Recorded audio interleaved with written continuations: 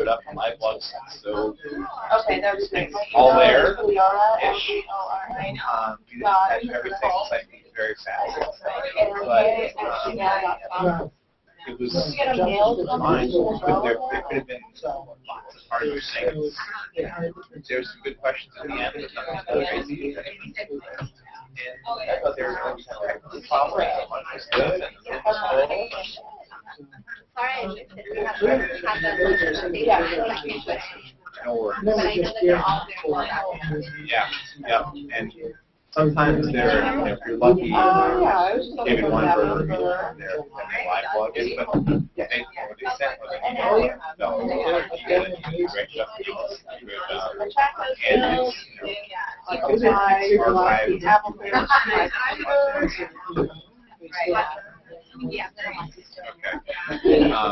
okay, because they didn't catch everything. I realized that was pretty fast, but I was conscious of that. Just amount of time, and like 70 slides, so I wanted to get through as much as I could. It's good. It's nice to have an audience that I feel like I'm talking to. Like there's so many times I'm trying to customize talk into the right people. I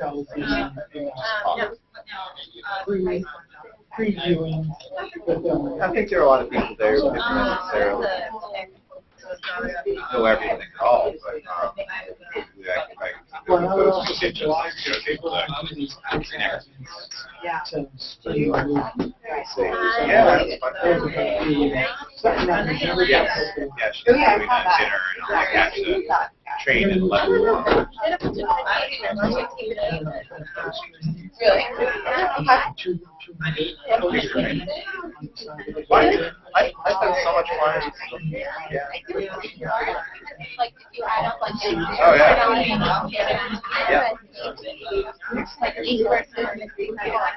yeah. Well, plus get food from the airport, plus security waiting. So it's like in an ideal world, it takes me half an hour to get to the airport from my house. If I walk, get off the metro, get away right away. Yeah. Real world, like then once I get there, I can get there an hour. Right. And then there's a flight, which is 2 hours, 3 hours. And then there's wherever I'm here, let's say 4 plus. So the train is 6 hours. But I can be working on the travel I just described, 40 minutes to the airport. Sitting at the airport may or may not be being on the plane. Hopefully, yeah, there's something on like this. And then, if they're the same distance, actually a lot of long time to travel. You do? Whereas the train, I literally walk in, get on, and I've got 6 hours with power, with Wi-Fi, bathroom,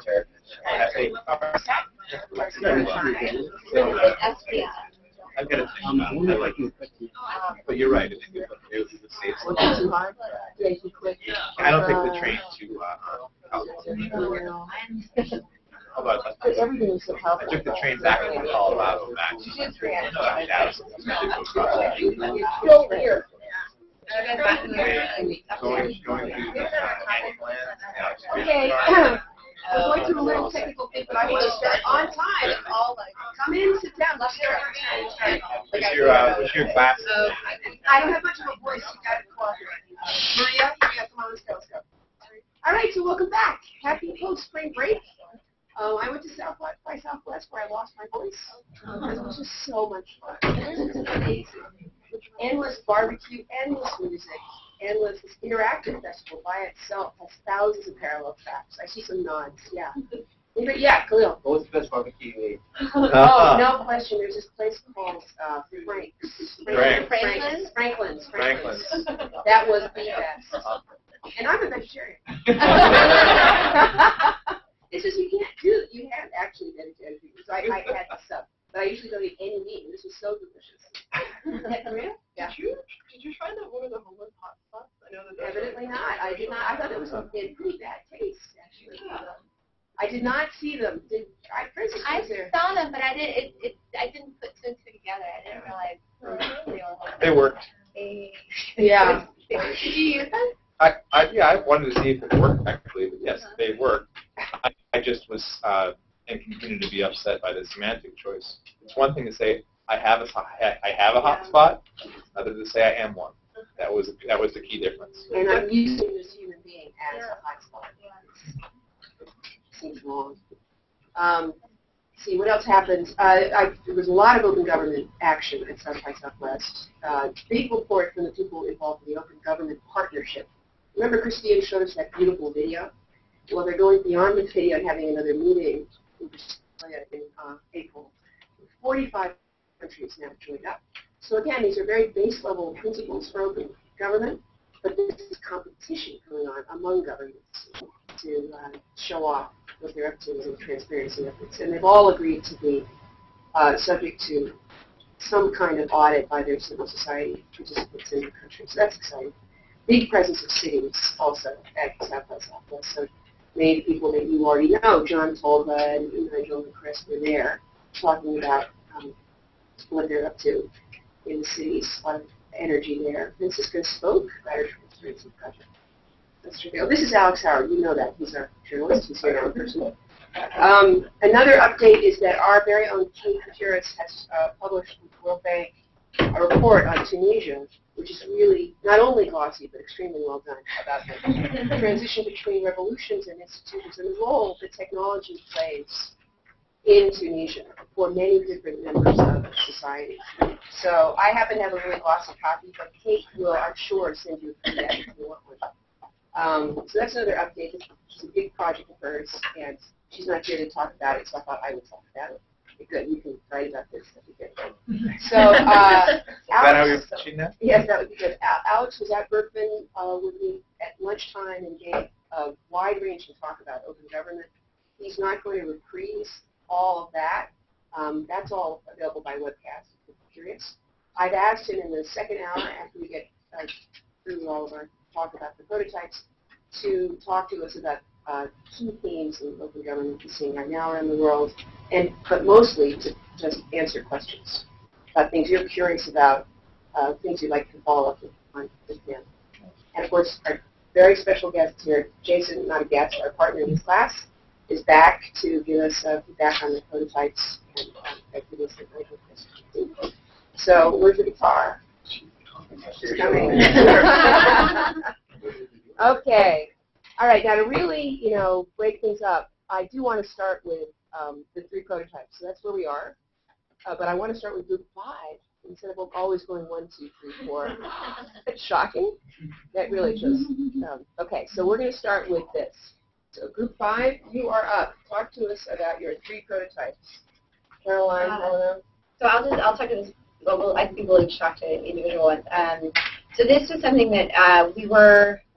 Well, Streets of Hope talks about the fact that you guys have a membership card, and Adalberto mentioned that he still has his membership card and he carries it around in his wallet. So we thought, what if you use the existing infrastructure of the one card, something that the city already has in place, and kind of build on that to make the membership card something that's sort of more powerful and essentially use it as a pull mechanism so that there's a new incentive to membership with DSNI. So it could play a few different roles. It could be a photo ID for community members who don't have a driver's license. It could unlock discounts at area businesses. It could be something you guys use to swipe when you're having events. So that rather than assuming that your customers, the folks in your community, have technology, you actually are the manager of the technology. So it all lives sort of behind the scenes on your end, and what they have is really this sort of powerful card that they can carry around in their wallet. And then also similar to the one card, it could enable access, whether voting at DSNI events or access to Boston Public Libraries or Vine Street. Obviously using the one card infrastructure. Certainly some inherent challenges in this. First and foremost, privacy. So I know that this is something the one card sort of struggled with. If you've got all this information living on this card, what are folks comfortable with having in a database on the back end on your side? phasing in and phasing out the new card, assuming that this card exists right now, what does this kind of look like? How does it work with the one card that the kids have through their relationship with Boston Public Schools? And then obviously also the back-end data management. So obviously you need to work with the city to make sure that whatever data you have access to is useful to you and in a sort of manageable format. I'll just keep going. Yeah, comments up there. So the second one, one-stop shop web platform for outreach. So this came out of conversation. Is Oscar here? No. That Oscar had with Dana Whiteside that talked a lot about the difficulties of fragmented and micro-targeted outreach in the Dudley area and other communities in Boston around typically demographic lines, so race, language, age. Typically people are targeted on those demographic lines, and there's limited overarching attempts to kind of reach out at a collaborative level. So this idea would be to bring together a platform that could allow for a one-stop shop, essentially, that allowed for all of the different community groups in the Dudley area that sort of work in different affinity, cultural, linguistic lines to put all of their information, to have all of their announcements, and to sort of build the collective capacity for community outreach. So you could sort through the platform on the basis of your linguistic need or your age group need or whatever it may be, that there was one-stop shop that everyone could go to. You potentially using the every block infrastructure or some similar sort of web infrastructure to do that and sort of make it relevant for everyone in one place, but also highly targeted within that platform. And then the challenges we thought around that are political feasibility. To what extent do organisations want to collaborate together and work together on these types of things? And how to make that happen, and then a maintenance of site issue, as you mentioned yourself. When you build a website, someone has to keep it going. Websites are not always the best technology platform to use, but that is one of the challenges associated with this campaign. Okay, so 2 ideas so far: updating the card to be an outreach mechanism with incentives, and a Gonzo web platform that everybody feels is very useful that allows for outreach. Okay. The third, the Organizers Connect mobile app, which is one. How does this work? This idea was inspired by my interview with Adalberto because something that we realized is going to be a problem potentially for all the groups is that not everyone in the Dudley neighborhood has an iPhone. So if you're thinking about how can we use this wonderful technology to assist with outreach, well, it may not be on the individual end of community residents. That may not be the best way for that to operate.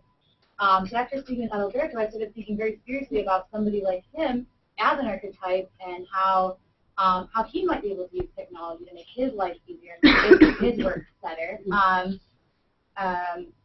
And so I thought about also the other side of it, being how can we use things that have already been developed in the city of Boston, models that have been shown to work. So I started thinking about what if we could use an existing geolocating platform like Citizens Connect, but then make it for people who work in community organizing. So if they're going around and doing door knocking, they can log contact attempts, and then whether it was a success, input contact information that people want to share. There could be a lot of other things that could happen. Say DSNI has a survey that of some type of questions they're interested at the time. They could quickly ask that person a few questions if they have time. There could be other things like I thought maybe recording feedback. They could get a quote from that person live, and then that way the connection with the residents could come directly back live to a lot of different staff within the organization. The great thing about it would be that all the data that you collect and contact information wouldn't have to go through a data entry process. It could go directly into DSNI outreach databases. And you could track when and how contacts are reached. So if you're trying to see which different strategies, maybe you have a simple question like, what time of day is it best to reach somebody between the ages of 20 and 30? Well, you would know what your success rate was for that because it would log the time and the location and the age of the person that you reached. One really big caveat to this whole idea is that we're still looking forward to learning more about what DSNI currently does outreach. So this is like, Jamie, just so you know, like I just threw this idea out there. Maybe you're already doing it. So I hope that it doesn't look like I'm making too many assumptions. But just working with the information I have from Adalberto. Obvious challenges are kind of similar to the one card: privacy, databases on the back end, maybe some training and implementation, obviously after that is developed. So. Okay, so our joint task as a group is to figure out which two of these we think might make sense to work on further. And I don't want it to be like you talk to us only, but I do want to get special input from Jason about the three quite different approaches. Organizers app, the website, and the membership card. Yeah, so we'll start with the membership card because the membership card is actually a very interesting idea because with inside the organization, we're actually having these conversations of what does membership get you? What does it mean to be a member of an organization whose mission is to actually serve the entire community? What are those special caveats that you get? So those are things that we're wrestling with right now because we're trying to figure out, okay, how do we actually connect with our neighbors, but then how do we give them something that is as symbolic as how Alberto still has his original membership card? Because that was an early strategy to get residents on board. Now that we have a lot of residents on board, how do we actually get new residents on board? Well, what do you give them? They already have access to all of the amenities that the organization is organized to get. So I look at the membership card and I also look at the mobile app Connect as almost being one. One will feed off the other, especially if you can have that organizer's mobile app Connect actually, have a scanning function where you can scan that membership card and all that information is loaded into that so that, if I'm door knocking and if I'm like, hey, I'm from DS9, are you a member? If you are, a member, can I see your membership card? You scan it, can I actually these few survey questions? Or you're not a member, okay, let me put this information into you, and then it feeds back into the system to actually create a membership card for that person. So I see both of those as feeding off of each other. For the web platform, this has been something that I know our executive director has always looked at, and that is a web portal. How do you actually combine all of the different organizations in our community that role is to serve those residents of those communities, but how do you actually make it easy for residents to go to one place to actually get all that information? And we've toyed around with the web portal, I want to say probably 7 years ago, called the Beehive. And the Beehive, started off really strong. We thought that, we had a really great partner, but unfortunately, as what you said was some of the shortcomings, and that is that it was a website that needed to have a back house to actually continue to update it. Plus, I think the folks from the Beehive didn't really understand our community enough to actually make it more feel like our community. They had a very stringent template that really boasted their concept of this Beehive and really had the community be a secondary thing. So great guys, still have conversations with them today. Every time I speak to them, I say, have you guys thought about taking that second position and stop always trying to be first? Unfortunately, they still haven't. So I see this as well. And I would say that one of the things that we're currently working with the Civic Media Lab at MIT is actually a calendaring system that would, feed all of these nonprofit events into this calendaring system that would then go ahead and email out on a weekly or bi-weekly basis, almost like a mini newsletter, as to what's happening in your community this week. Which could also, in fact, be part of the Organizers Connect mobile app. I mean, the whole thing. The whole thing can weave into each other. Right. Other comments from the students? What do you think? Remember, the challenge here is outreach. Outreach. Where these just we're done. Like that was it. That was the definitive discussion of outreach. Come on, guys. I Yeah. guess I also wonder about cost of the membership cards. Just not know if there's funding available for that, or you have something similar that would be rolled into that. Okay. Cost question. Comfort with membership cards. Is that do people want to be identified constantly with something in their pocket that's loaded with stuff they may not understand? On the other hand, if there are great reasons to have it, if it fits in beautifully, by the way, to the cultural punch card system, and they all become one, that might be pretty cool. And then you get a free pizza inside the neighborhood for getting the right kind of dinner. That would be great. Other comments?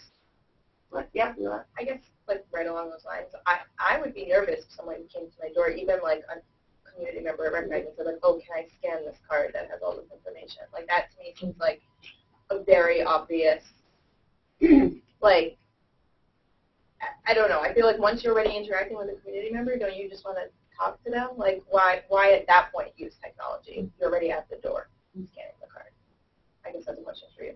So I would see one way of, the one benefit would be that if we have right now on staff 7 different organizers. So, and with inside a large staff, you can never have enough communication between each other.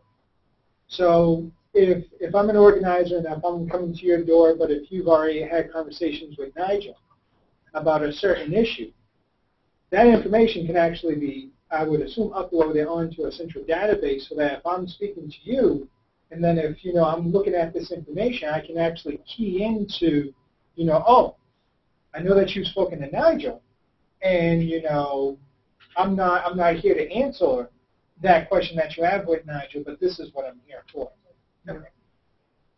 In a context, in human context, you can imagine that working. Remember, the problem we're trying to solve here is increasing outreach, making more people feel attached to the neighborhood, and thinking hard about which one of these actually does that is an interesting question, Maria. So maybe I'm looking kind of through the perspective of the project that I'm in, but I'm wondering in terms of cost and things like that, like how many of the people who play an organizer role in DSNI right now do have smartphones? Is it like a pretty significant number? Yeah, they all. All do, okay. So they would actually like the mobile app. Well, it sounds as if, yeah, Francisca. And I guess also related to the slide that's up, it sounds very similar to what kind of political campaigns do with pen and paper, and then that also gets fed into a very powerful database for tracking potential voters. I wonder if those existing things that are becoming more and more sophisticated could also inform this use case for organizers. Right, so every touch you have with a potential voter is recorded, and so you're always being sensitive to whether they've had the conversation before or not. So that's something to investigate, yeah. I suppose maybe the reason why that's great with the political organizers is that they attempt to understand their constituency. I wonder though here is the problem that this is attempting to solve is that DSNI needs to better understand its constituency. I'm not sure that's the case. Do you guys feel like you don't know? Well, I would say that we're always working very hard to understand more and more the pulse of our community. So, but I think the overall issue is how do we actually make outreach more easier for our organizers? How can we actually get out into the community and actually touch those folks that maybe not know about DSNI? Yeah. Maybe, has never even heard of us, which, is the case. And then I would say, even for DS9, I would say, for Chris and Nigel, is, how could this tool actually be replicated in other communities? How can we hand this to, a Common Square, CDC, who's, very much, entrenched in their community to actually help them get more of a pulse of their community? Yeah. So I would say that it's probably the same way. We probably have a much more higher level of knowing our residents and what the issues are, but it's those few residents that are in our community that, may have some huge issues that we want to try to address. Or we may want to try to pull them in so that they can address it themselves. So it sounds like we've got some deep needs to make sure that organizers are sharing information. And that's because that's going to help outreach. And that may link up to the membership card, that these two things definitely feel interlocked to you and have a powerful kind of traction. Khalil is not quite certain. I'm a mind reader. No, I'm agreeing. I'm just wondering if you use my logo for Logo? yeah, the just in the mom. Oh, we'll see it. It'll be great. It'll be great. I feel we're going to move on at this point. We are going to move on. So group 4. Group 4, you are on. This is in fact you. Go. Okay. Group That 4. is the Fantastic Four logo. It looks like NBC News. Really great. Okay, so I had trouble understanding these slides. I'm going to tell you right now. So you explain this to me. What's going on here? Well, let's Okay. so Hannah and I came up with this one, and basically it's a traditional form of community visioning. It's something that we've seen a model of before, but the innovative part, well, it starts at a community workshop, and we use traditional and new forms of outreach to drive participation to get everyone on board at this workshop. In the workshop, we'll sort of explain what community visioning is, the process that DS and I, through their experience and with our help, lays out for what this is going to look like, and also the competition that we're going to unfold. And basically, groups are going to form, and they have to have representation from various interest groups in the community. So, from the business community to the religious community to Cape Verdeans to ethnic groups, everyone will be on board on each of these groups. And then there'll be a 2-week competition ending in an open house that is modeled after Pitch NOLA, coming out of Idea Village in New Orleans, and maybe this started elsewhere too, but I saw it there, where basically everyone who comes to the open house gets a $100 chip, and they go around and they hear everyone's vision, so these competitive groups, and then they give their money, which is sponsored by the city, to the groups that they think has the best vision. And then that's sort of just an opening point to start. But the groups are doing different tasks or the same tasks? The groups are each coming up with a vision.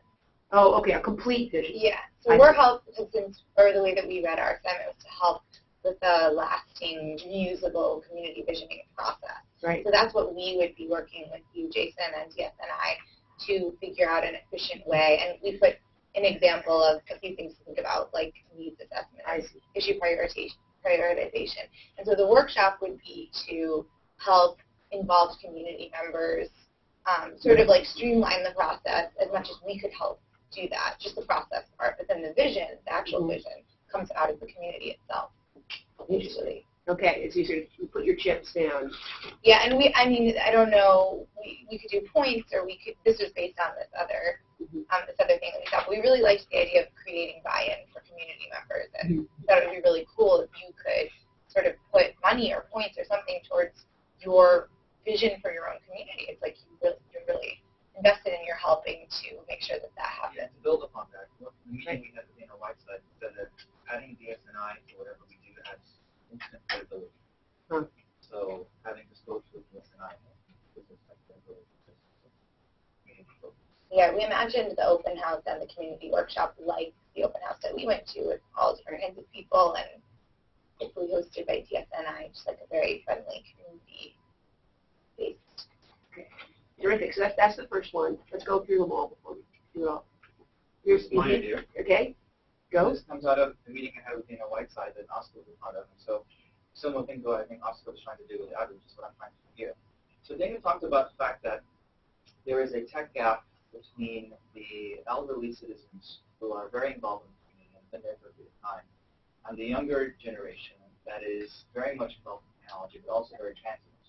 And so the idea behind this was to sort of do a melding where there's going to be halfway in the middle, where the elder citizens can mentor the younger individuals and let the younger individuals sort of introduce the technology aspect of the elder citizens when it comes to provisioning for the community.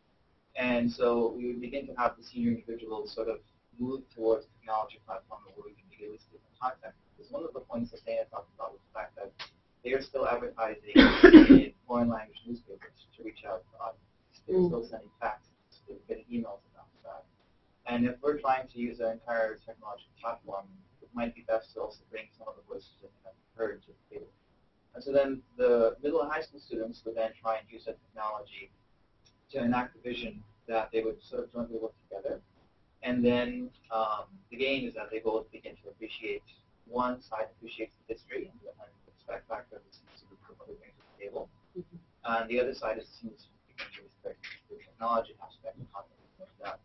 And then one of the thoughts I had, my personal questions on here, as I was thinking about how this can be done, is as students begin to graduate, and they're transiting and they leave, putting a virtual platform allows them to continue still being a part of the community. I love it. The first step is sort of the wisdom joining with the energy, if possible, and to come up with initial ways of thinking about the community. The middle step seems a little hand-wavy, like, what happens then? What happens then? But I get it. Okay, so this is more like a process, a sustainable process. I get it oriented. Yeah, and in the group, we talked about, we're here for a short period of time. Is this something that can really be done in a short period of time? I think it's a long-term project. Yeah. I think it's something that over time you move the two parties closer together and end up something. So I'm not sure this is maybe one to go forward with, but it is a concept. Okay, so we're going to call this the senior-junior approach. And we got the third, crowdsourcing. The idea was a way to get broad reach rather than, where prototype 2 was about, a couple of paired people rather than a young person that had dimensions like narrow and quite time intensive individuals. So this one was about getting lots of people involved, but in a very even more in a commitment-free way. So the way this works would be multiple channels to provide ideas. So you might have an app, an SMS, phone calls, that, and basically the idea is you can have community members.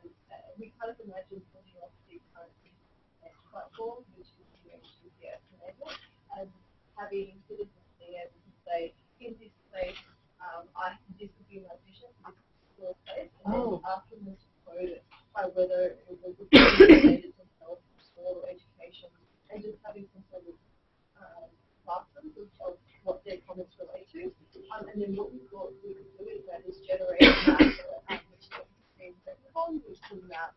So say everything on there might be blue, and those are the blue things for lots of health, blue things for education.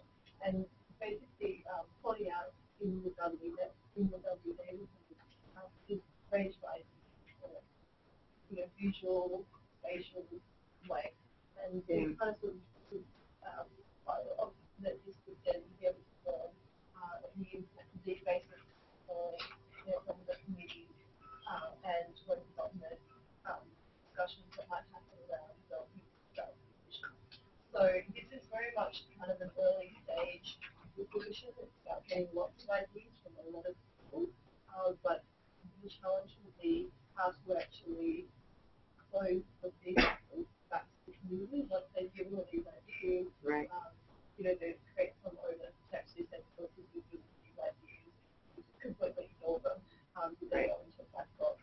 And then the other challenge will be that there may be a lot of crazy ideas that might be wish list. And so the question will be how do we encourage people to do ideas? Like it might be like some size or ideas that make it possible. Okay, fantastic. So instead of spotting a pothole, you spot a policy, and you talk about something in this location that seems important. So that's the third. How it all comes together and how you give feedback. This is the senior-junior, and the first one is the more in-person, open house-driven competition. So let's start with Jason, then immediate feedback from Kuya. So give me more about the competition, because I'm trying my best to figure out the idea in back of it. So maybe there'd be 20 teams of 8 people each, and we try to structure the teams so that they have like young, old, community leader, community liver, just people of all backgrounds at the table. And then basically in the workshop we give them ideas, we generate ideas and have brainstorming sessions, but we'd also say like, this is what a community vision looks like in framework. Now you guys go out into the community, walk around, have discussions, talk to your families, get back together, and what is your vision? And then the open house will have the 15 groups sort of pitching their ideas and community members walking by with their $100 tokens. getting that ownership. I think definitely our challenge with this one is the initial participation, getting people to want to come to this, to want to be involved. And so when we were thinking about it, Logan interviewed Eric Gordon, and he talked a lot about the game thing and sort of using games, competitions, buy-ins, something to create incentives. That's what we were thinking about when we came up with this. But I think how do you get people to come to the first step, so to speak, and want to buy in the beginning is the big challenge with this. But just trying to get create this process that can be used again by the community. And whereas Khalil's idea is long-term sort of relationship building and understanding, ours is like a short 2-week, like this is the end goal. You'll have a product. Yeah, I think my big challenge with this one is that if you have 15 groups, and let's say if 2 groups win, what about the other 13? Have you just lost them completely? Well, it could be a winner-take-all. It could be the top 5 groups are the foundation for our starting point for this community vision, and we pick the points that we like. It could be like a, French system runoff. We were hoping that we were thinking that it's likely that at least in some areas there would be overlap. I mean, it would be a way to read the issues or the pulse of the community, as you were saying. And so you would hope to identify the things that are important to large groups of people and use it moving forward. Yeah, I would say it's an interesting way of approaching. And I'm interested in that comment of you put DS9 in the room and it automatically gets credibility. Because that means that this probably has worked, but not optimally, and they feel that you put DS9 there and that it will magically work. So, How about this next one? So the next one is something that I would say looks at it from a very narrow citizens and youth, because where do you see a lot of the adults in it? If there's a way of trying to mend in actually getting the whole community involved, such as what you guys were trying to do about trying to make sure that you had segments of everyone, in terms of trying to figure out how do you actually build a community, but this is a lot of upfront work of organizing to make sure that everyone is a mentor. That, this is something that our Dudley Village campus vision that we're looking at is that every child will not just have one mentor, but will have multiple mentors. So if I'm at Ideal Sub Shop, and if I'm ordering, a steak and cheese, then, the folks there are probably like, well, are you sure that you should be having that much grease and fat? It's that type of stuff where it's like, no, I care about you, and I want to make sure that, you have something healthy. Why don't you order a tune? Something like that, something that's more holistic, but I definitely see that path of, guide, growth, gain, of trying to get everybody bought into this one vision. This one is something that we probably have done the most, just not with technology. So as what you guys went through that came to our open house, that was basically crowdsourcing. Everybody line up on the wall, put in your ideas, and what we have right now is a team of folks going through all those ideas and trying to pull out strains and threads of, okay, folks are talking about environment. Folks are talking about, transportation. This would be very interesting. I would say that this is probably the one that is the most reliant on technology to actually move this forward, to move a vision process forward. I would say that looks like a lot of work to actually come up with an infrastructure to be able to do this. It might be, but if this could be done, oh, I mean, if it can be done, it could be like Pixie does. Yeah, unbelievable. So I'll just say, sort of on the technical side, using the Citizens Connect it would actually be pretty easy. We could actually start doing it now, more or less, with some tweaks. Yeah. That would, I mean, want to try it. Right. Yes, on that. We could try it. We could try it. We could try it. We could do a little pilot, maybe with, a group of 10 people in the community and say, all right, walk around, talk to us about what you want to see in the campus and see what happens. Yeah. That would be great. Let's try a pilot and just see that. Yeah, that's good. Well, I think with this also, I feel like there's also a step 0. There's like a step before people begin to contribute ideas. There's like a priming the pump stage as well, where people need to understand kind of what this visioning process is about, what are the types of things that should be contributed, so that you kind of get the most value out of step 1 that you can.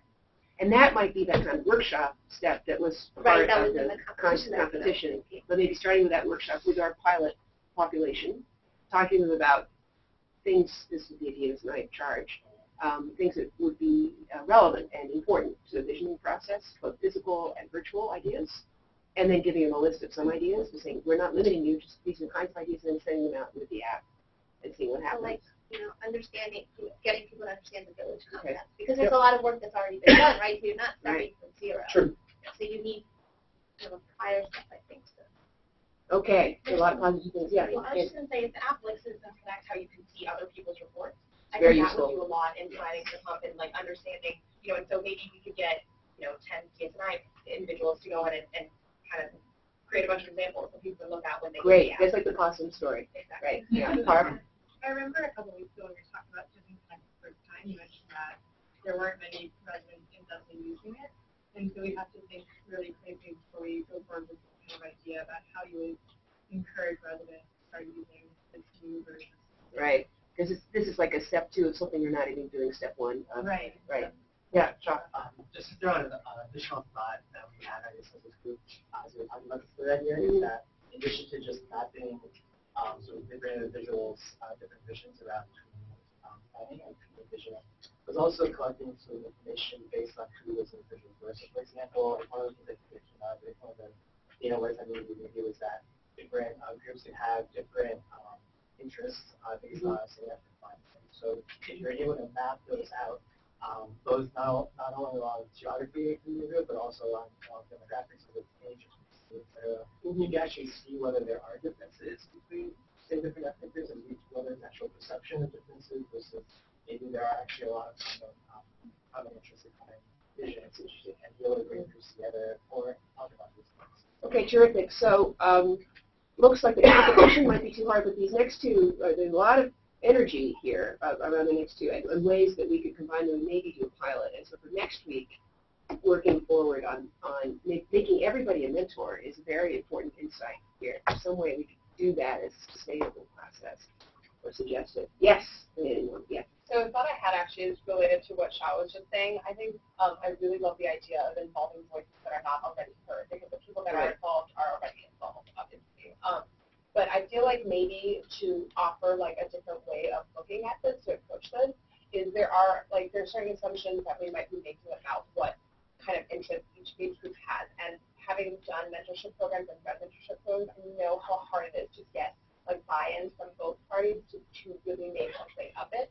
So perhaps a better way to use tech, instead of it being an end in itself, like, as a result of this mentorship program, elderly people will learn how to use it, like tech being this really amorphous, unclear entity, using the tech to further an offline means, which is to build a relationship. So what are the interests that they might share in common? Like, think about these two groups, like older people, older residents, what they care about are, things are so different from what teens and high schoolers in the area are going to be thinking about on a daily basis. So what could you possibly create as an incentive, and how can you use the technology to bring them together to build the relationship? So the goal is not the test, but the relationship. Yeah. Just building on that and thinking a lot about the social capital class that I'm taking, which is talk a lot about how television has actually isolated residents in all communities across the United States, not just communities like Dudley Street, but I think that's an important thing for us to look at if we're talking about bringing communities together, is that tech could in some ways be a hindrance, because you can stay at home and you can just like look at your TV or look at your internet, you don't go out. So the idea, I think, of bringing two groups that otherwise wouldn't be in touch together around tech, I think is a really, it's a great opportunity to bring tech into the picture without actually having it further isolated. Yeah, it's extremely worked well and ties to this next project, the tech audit. Now, this is a project of a different kind. Who's going to talk about this? Yeah. All right. Great. That's the goal. Yeah, so just to remind you guys, so the biggest thing that stood out to us about kind of our design project was that it had to be something that was repeatable, and it had to be accurate, and of course the goal was to look at technology access and use by Dudley Street residents. So pretty early on we realized that the interesting thing about this project is that you're sort of using tech to survey people about tech. And so we realized that, I mean, there's a bit of a conflict of interest there, right? Because the kinds of responses you're going to get depend on the kind of tech you use. So right away we realized that ultimately whatever kind of tech application we decided on, it would have to facilitate face-to-face interaction. So our first idea is kind of the basic, a paper survey administered face-to-face. And so one of the things that we thought would be cool with this would be to tie it in as like a youth involvement in the community sort of thing. So if you had, like the charter school have a project of some sort where young people go out in groups and they actually engage community members and ask them kind of about their experiences with tech and digital literacy and that kind of thing. And so the big advantage would be that it's low tech, so we're not risking kind of leaving out a whole group of people who don't have access to a certain kind of technology. It's systematic because you're going to door to door, so you're not going to miss people, and as a result, you get high coverage. But the disadvantages that we saw with this, where again, if you use like young people, if you use students, there's like a safety issue where you would need to have a chaperone with each group or each student that goes out and does that kind of survey. I mean, you wouldn't want to encourage second graders to go out wandering. Yeah, and it would take a lot of time, obviously, to do the interviews, but then also there's this element of if you're using pencil and paper to do the survey, then ultimately you're going to have to enter that data in order for it to be machine readable and in order to do an analysis with it. So we thought one way you could maybe bring in tech would be to like maybe give kids iPads or maybe like hearing about Organizers Connect, maybe have like a survey function in Organizers Connect, as you guys mentioned earlier. But again, and then a disadvantage that is going to pop up again and again is selection bias. Because again, people might not be home when you knock, and people work all day. When kids or DSNI members are available to knock on doors, you're not going to get those people because they're at work. So our second option is similar. It's the phone-based survey. And so the cool thing about this is that it would be probably cheaper, it would take less time, and you could get the same level of penetration that you could get with a door-to-door survey. But the challenge, again, is kind of the selection bias idea. So one of the surveys that we kind of talked about when we mentioned last week or 2 weeks ago, kind of like existing tech surveys, Seattle did like a landline survey. Well, that's interesting. I mean, a lot of people these days like don't even have landlines. So the issue is like, where are you going to acquire that list of phone numbers that you're going to conduct the survey with? I mean, I'm sure DSNI has a good directory, but I mean, is everyone a DSNI member? And if not, like, how do we get in touch with those people, right? And then, so that was our second idea. And then the final one is a little bit quirky. So we thought it might be interesting to do an SMS-based survey game. So the idea is that, again, you would involve young people. So the interesting thing going in with this one is that you're assuming that young people have access to cell phones. Not like high-tech cell phones, but cell phones nonetheless. And that's a big assumption, and that's kind of, I guess, one of the challenges of this idea. But the way it would work is this. So young people have cell phones, and then they go and they talk to community members that they know, or maybe they engage community members that they haven't met yet, and ask them questions about their use of tech and their digital literacy. And then those people either use the young person's cell phone to kind of answer the question, or they use their own cell phone, and then at the end, the text messaging system kind of asks, like, okay, so who referred you? And so then they put in like the ID of the person who asked them to fill out the survey, and then the system actually keeps track. So the more people that you get to kind of fill out the survey, the more points you get. And the idea is that there's like a prize at the end of this, right? So the person who collects the most responses then kind of wins something cool or wins recognition or something like that. And again, the challenge with this is, what are we assuming about who has cell phones and who doesn't? There's also the issue of gaming the game. So you have to figure out some way for people to not come up with bogus like data entries, or they're like making up people so that they can rack up points. And again, this is not an existing system, and so there would be a cost associated with designing it. Interesting. All right, so We've got phones, we've got paper, fantastic spread of technologies. I want to start with this SNS-based survey game because it attracts me somehow because it's sort of a crowdsourcing kids getting them to do this. But and I heard a couple of hooms from Jason, so I thought I would follow on the hooms and see what he thought. So we actually have raw data that states that in our community, I want to say it's like 60% have cell phones. Like all ages? All ages. So and I can't really reference where we got that data, but I know through our efforts we're trying to figure out how do we actually maximize that. Yeah. So yeah, I think the difficulty is trying to figure out how do we actually get folks comfortable with youth approaching them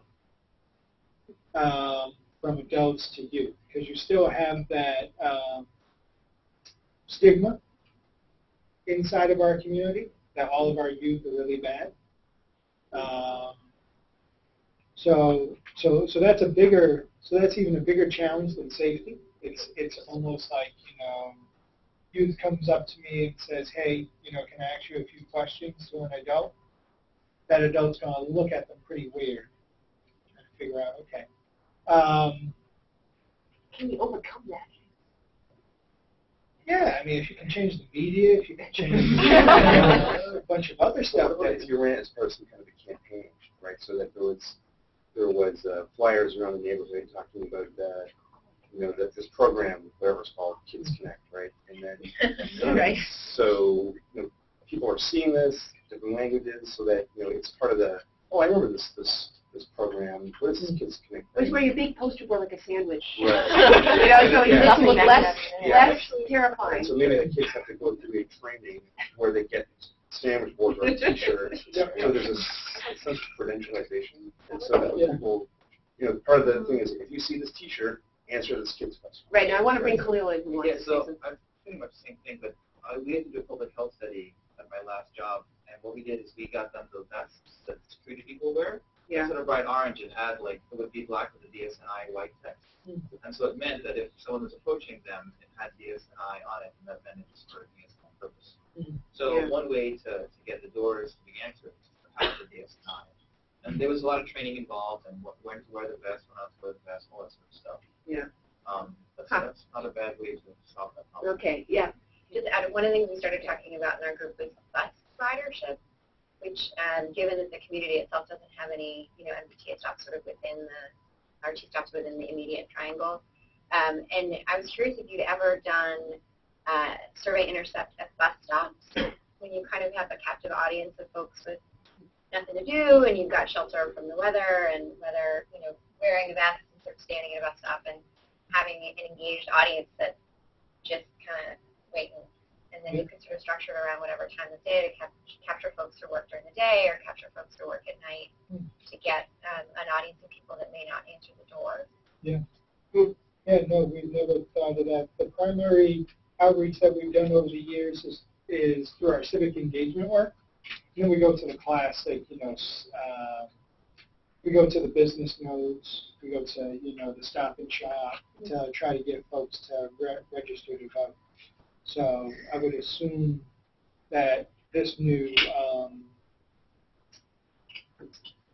hate to use the word, but hotspot would be actually, would be interesting to target bus stops. All right. We have two more ideas I don't want to completely ignore. How about the face-to-face paper survey and the phone-based survey?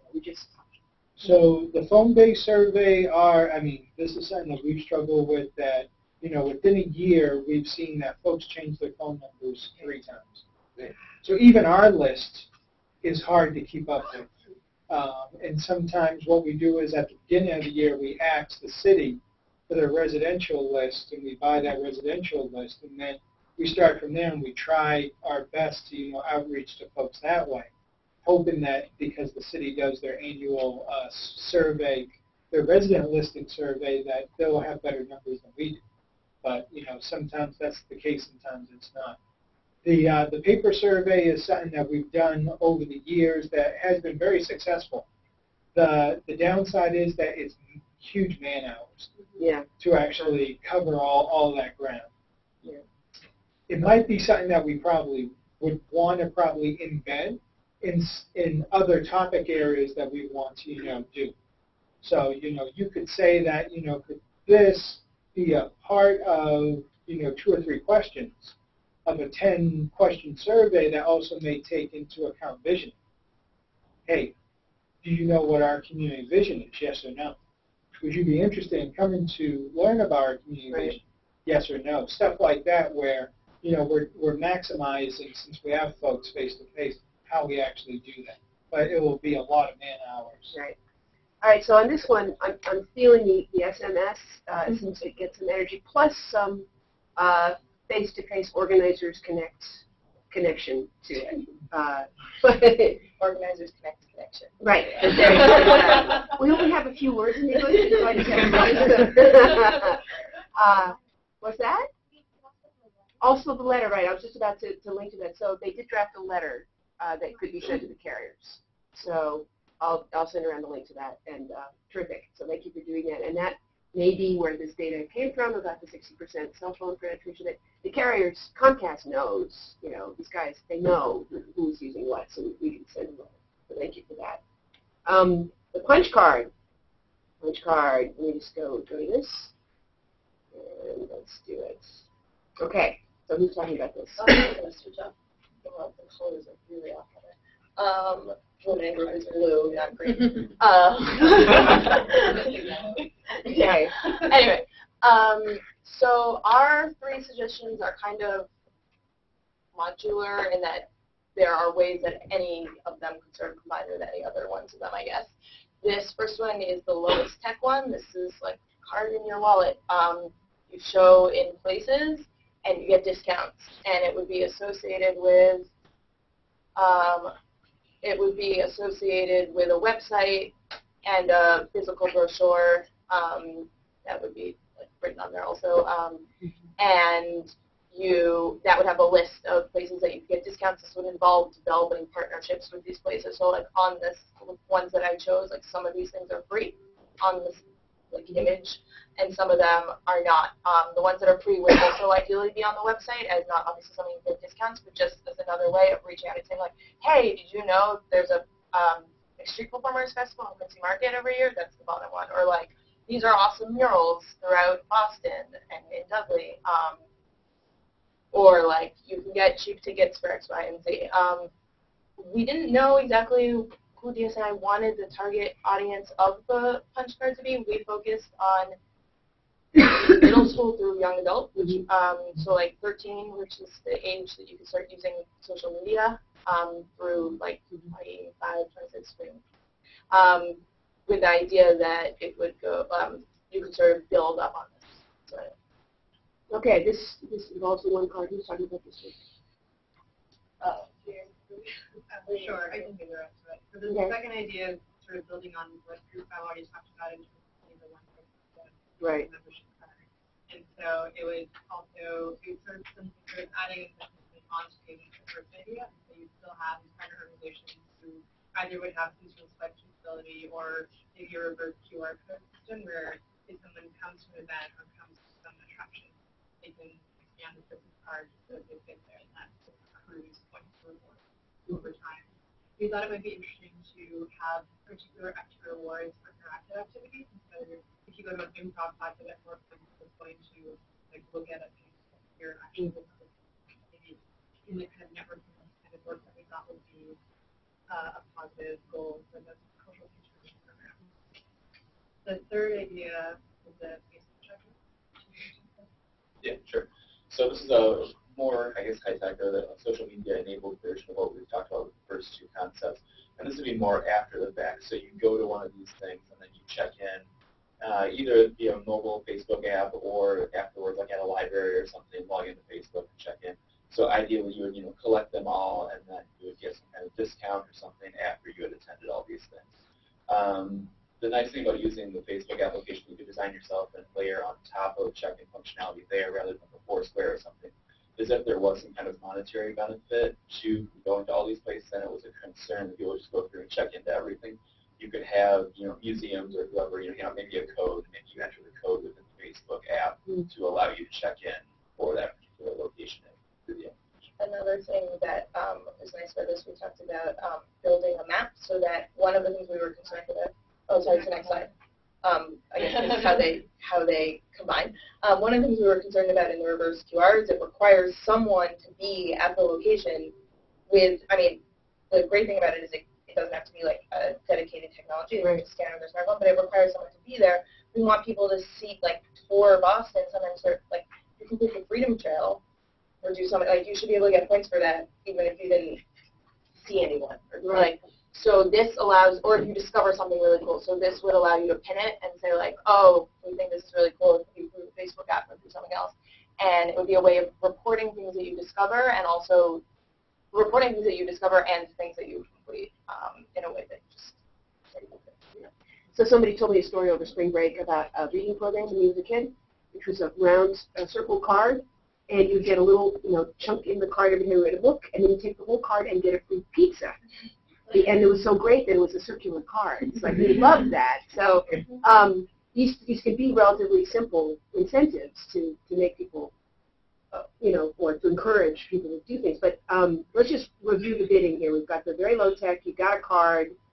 You show the card. You get discounts. The one card thing, and then using Facebook as another layer. Can I just add one last thing? One challenge that we identified was that a lot of these are definitely, in terms of considering how they might be self-sustainable, that is a huge challenge, but because it is an arts type thing, gathering information is always really challenging, so that's something we recognize, and we actually were not able to get together with Chris from the Boston Arts Alliance, and so we have, he finally responded, so we're going to reach out to him and see if maybe that organization might be willing, or whether he denies that entity, but we do realize that that's a tremendous human resource involved. But also we did want to highlight that a lot of, what we wanted to kind of prioritize here is two-way sharing of cultural events, because a lot of times it's too much of one way. We're blasting, we're educating people, and we didn't want that.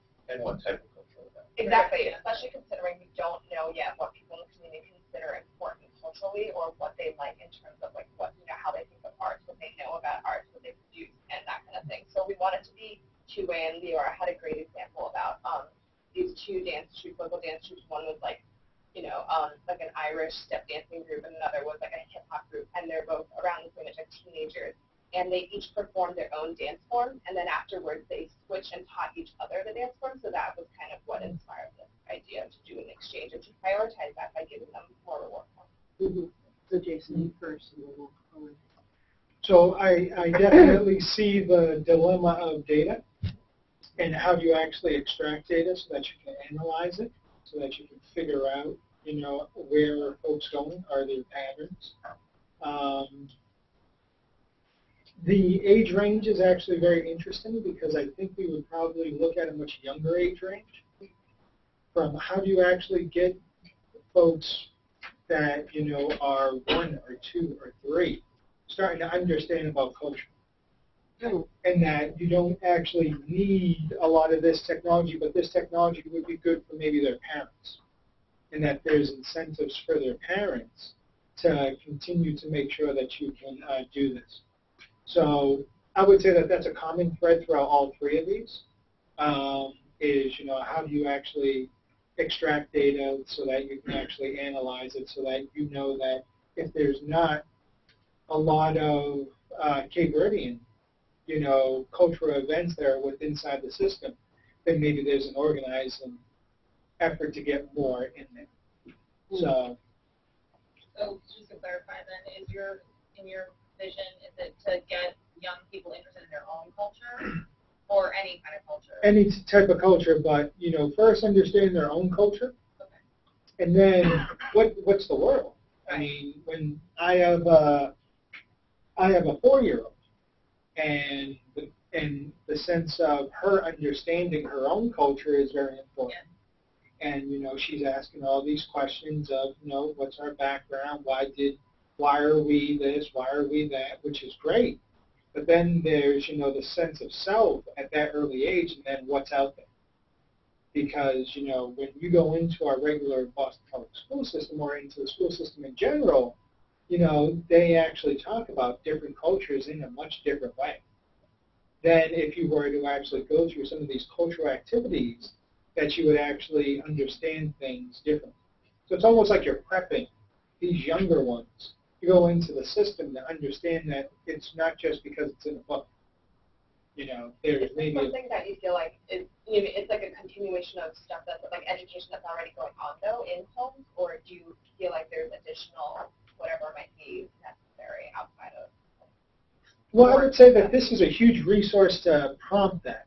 Okay. So if you can actually incentivize, you know, parents of 0 to 5 to start to understand culture, maybe even for their own selves, it might be, you know, enriching, you know, for, you know, just folks to understand where they come from and really start to dig deep into that so that they can actually pass it on to their children. Okay, and as between, so that helps us a lot understand what's going on. So it's really guiding parents to help kids. So is it, I mean, Yeah. I can see that working two ways. One is like a total focus on parents, and one is sort of expanding what we have, which is like the age group that we were thinking about can basically like go do things by themselves. Like obviously 13 is on the low end of that, but you could just expand that upwards until you get parents, or do you want it to only focus? Look at a range between 0 and 24. Okay. So right now, you guys are right in that sweet spot. Bump it up a few more ages, Sure. bring it down a few ages, and understand that at, you know, I also have a 14-year-old stepdaughter. So I know that at 14, I'm still not allowing her to go through a lot of these things. Right. So understand that, you know, 15, 16 is probably a comfort level of, you know, adults and of children to start to explore by themselves different events at different times and stuff like that. So one that anyone would do is issue this, like you get it if you were in that age range or if you were a parent of someone in that age range. Okay. Yeah. Yeah. So I feel like this kind of the events and kind of curating all that stuff and bringing it all together, it also needs to be contextualized. So, you know, how should you get, you know, how can you get there? What are the transportation options for this event from this neighborhood? Right? Because transportation is a challenge. Yeah. And so, if, you know, if it's going to be 15, 16-year-olds or, you know, whoever, you know, what are your transit options? What are other, you know, can you bicycle there or whatever?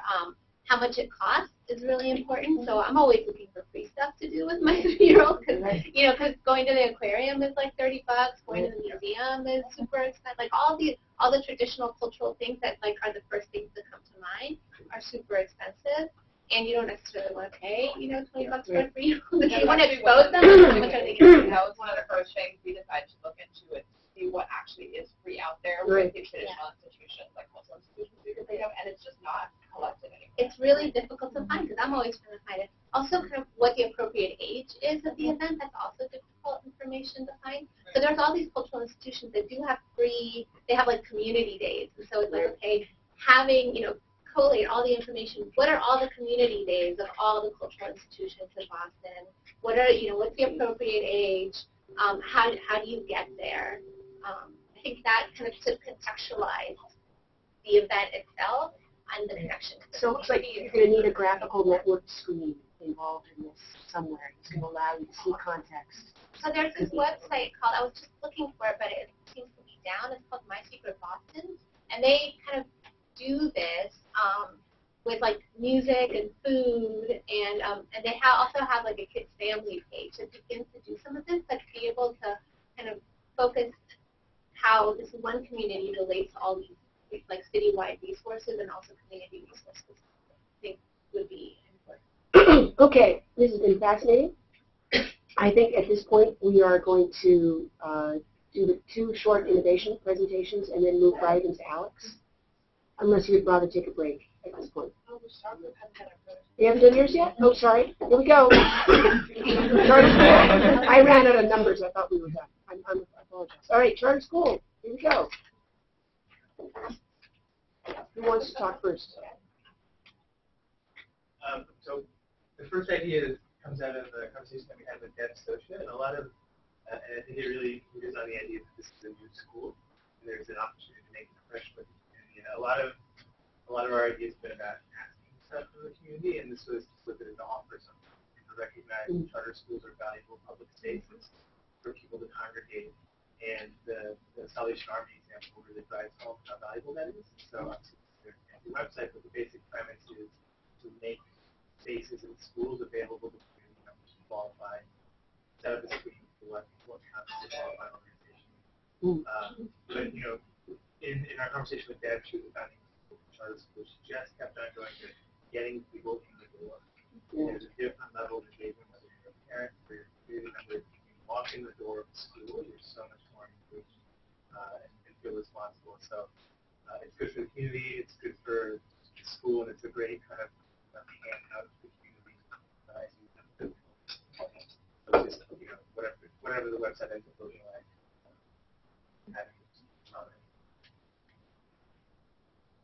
The second idea is one that's actually been presented before, but that we just sort of kept carrying with us because it got such positive feedback. So the idea of a dashboard system that would be a website, but could also be printed out, say, once a week in a sort of poster size that could be distributed in local businesses, community centers, just to get people to go to the website, but also give people access to that technology involved. And it would be a way for the school to be transparent about goals it set for itself and whether it's using them, but also to get the community engaged, so it would sort of link to a bunch of existing tools. Our idea was that we don't need to sort of reinvent things, but we could link to them with tools or offers with other community engagement opportunities. And the room booking, the first part of it. Yeah, that's linked to the whole thing. Idea. Okay, I think that sort of the economy size, you just have one-time cost for programming a website. Maybe if it were sort of done easily or like as an open source, it could be distributed to other schools. We'll see Boston to do so. It would be a worthwhile investment. We have to think about how to make it sort of easy to update so that students and school administrators would actually be able to do that sort of updating without too much hassle. Also, through research, we found that there's already just a tremendous amount of resources available for community engagement. And it seems very much like no single one is the answer, but perhaps a combination, and the correct combination would really be a fantastic launching point. So again, an idea from Deb is she said she had a must, should, could kind of guidance system on reaching her goals. So this is something we were thinking it could be kind of like a welcome packet to the teachers. It could be online, as I've tried to demonstrate with the website, or I think 2 slides later I have a low-tech version. Maybe it's just going to be like a notebook that we hand to them. But basically, talking with school administrators and teachers to realize what should obviously be in those columns, but basically pointing the teachers and the administrators of the school to the resources that are already available, kind of bundling them, easing the burden of finding them, and trying to tell them, which ones are recommended for the school. Maybe in future years you could even specify, first grade teachers should focus on these, second grade teachers on these, and you could kind of have that really specialized, perhaps years down the road to help with the community engagement tools that are already existing. Okay, terrific. So helping teachers, publicizing the school, and getting communities inside the school by hook or by crook. I mean, having reserved spaces, but sort of feeling that the permeability of the boundary between the school and the community, enhancing that through a website is the first idea. So feedback about these. So think about these. Yes, yes, and yes. Yes, yes, yes. Because as of right now, the school has been voted, so it is officially the in-district charter. So all of their approvals have been done. The school has done their lottery, so they approximately know their kindergarten 1, kindergarten 2, and first graders. That's the group that they're going to bring on board to start off the school. And they've already hired a principal and are working towards hiring staff. So, I see all 3 of these pieces being, a part of that infrastructure right now that they're trying to figure out how to actually, get the school into the main thing. Assuming that this group is only going to focus on 2 of these sterling ideas to move forward, Well, I would say this right here is probably something that can be a component of that website. Yeah, absolutely. So it can be folded in so that you can actually get all three pieces of this in. That's a little more work on folks. One thing worth mentioning. Yeah.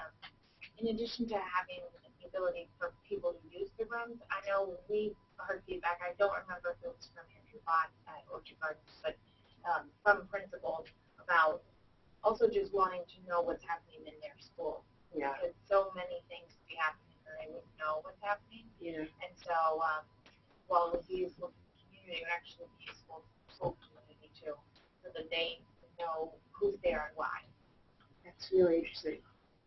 Use that from the community and what they're doing. Yeah, because I mean, if it doesn't all go through the principal maybe, and Right. things, it's like you know, your organizers who are all doing their same thing to be able to come back and say, okay, what's actually happening. Right. Yeah, and then I would say that the biggest hurdle of, you know, booking rooms is, especially for schools, is the money and the time. That, you know, the janitors union is very clear that, you know, they are there for a specific time. If you are over, you know, then you have to pay. So that's what sometimes makes it difficult for the community to truly use these assets in our community. I mean, Orchard Gardens is a great school. We would love to use it. And I would say most of these principals will tell you they can't even control when the lights go on or when the lights go off. It's all central downtown. They control it all. Is that a problem private schools won't have as an industry person? Will they have that sort of problem, or do they have more freedom? No, it's still a BPS building. It's still inside the district. They have some wiggle room, but it's mostly around staffing and curriculum. But it's still a City of Boston building now. They control just like all the others. So. Okay, so the dashboard continues to gain steam. We're losing our time.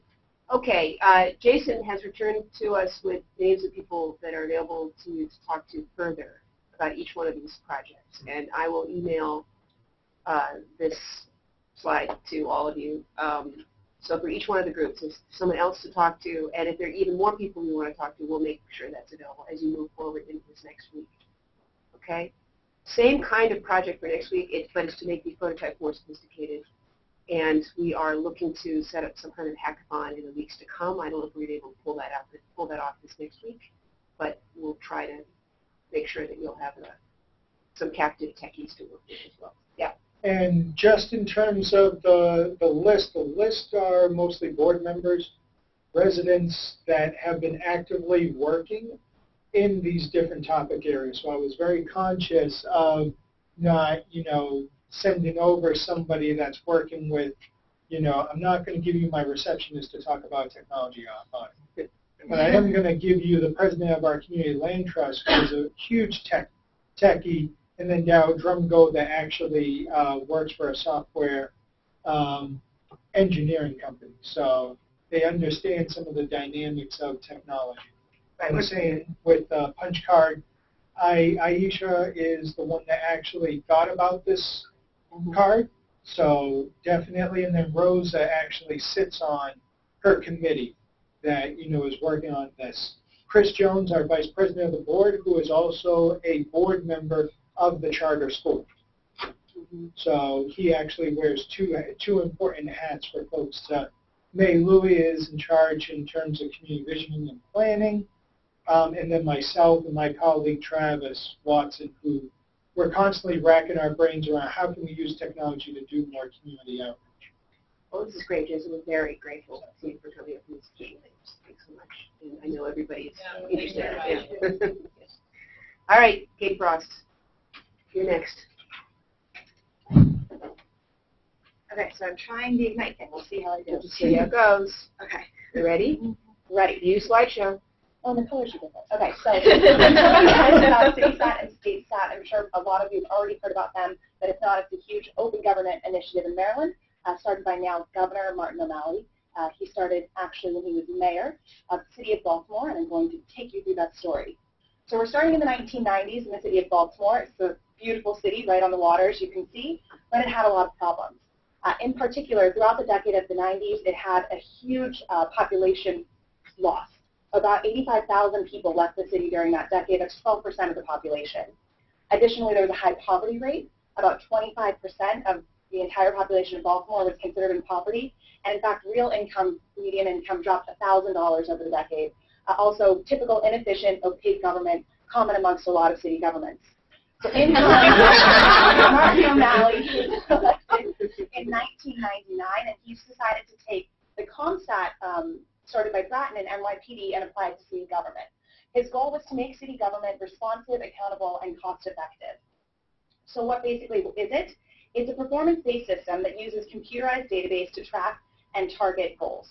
So it's basically, he considers it a leadership strategy. He got all the different agencies of the city, I believe it was 17, to set these goals, make them very public on the website, and then work toward them. I'll show you an example of the website later for StateStat, but that's basically the idea. All it is open government, getting the data out there and tracking the right stuff. And what was he able to accomplish? Well, in the first 4 years, he saved $100 million. That's largely due to inefficiencies that were being charged to the city in overtime expenses. So a lot of that comes from not paying overtime pay. There were drastic reductions in wait time. My favorites, he can fill a pothole in 48 hours, and high grass requests used to take 131 days. After this, they took 13. He also tripled the number of trees that were planted, doubled paved roads, and started new programs from school education to individuals with drug problems. So lots of new programs because of that money saved. Of course, the state of Baltimore, looking at Maryland, was very jealous of all of this wonderful stuff going on. So they elected Martin O'Malley governor. Oh, I missed his picture again. Okay. So Maryland had a spike in unemployment, as did pretty much the entire country around that time. And there were also the larger questions of homeland security, education, and other problems that states typically have. Oh, so here it is. Sorry, I had my slides in the wrong order. So in comes Martin O'Malley again, elected governor of the state of Maryland, and he turned city stat into state stat. So he brings this to the governor's office, and he believes that you can learn a lot from the private industry. He says there's no reason the lessons we're learning can't be applied to managing state and federal government. Perhaps a hint at larger ambitions there. So basically, I want to show you, I think I've got a screenshot of StateStat. Here we go. You can see the goals are very public. They've got their top 20 goals. You can just click on one, and it will show you not only the goals, but how they are doing and achieving them, and what initiatives they've started in an attempt to get there. So it'll say, creators saved 250,000 jobs. It'll tell you how many they believe they've created or saved so far, and 15 different programs that they have working toward that goal. They also have these really wonderful maps. This one's the budget map for the state of Maryland, broken down by county. You can actually look and click and zoom, and they even in the cities have a block-by-block ability to show you where the money is being spent in these different economic development, education, etc. So what has StateStat been able to accomplish? Well, they balanced the budget of the state of Maryland. Keep in mind that was including a tax increase, but he has balanced the budget. And it was named #1 in public schools in the nation. I believe that was 2010. Additionally, they've created a lot of new state services, as he was able to in Baltimore, creating those new services across the board in education, a lot in green energy, homeland security, and public safety. Now, it hasn't solved every problem. There is actually a spike in crime, in particular violent crime, but it's something that they're addressing. It's public, so at least the government and citizens know. The other thing I didn't quite have time, but I wanted to point out on the map, if for whatever reason you look and you notice that your county is receiving a, say, disproportionate number of the funds and you're upset, there's a simple 311 number that you can call with any ideas, kind of the one-stop shop call center that we've heard about. At the end there, I do have a 1-minute video of the governor talking about it. I think he does it better than I do. I don't know if we have time today, but at the very least, we can put it online, and you guys can see him talk about it. Fantastic.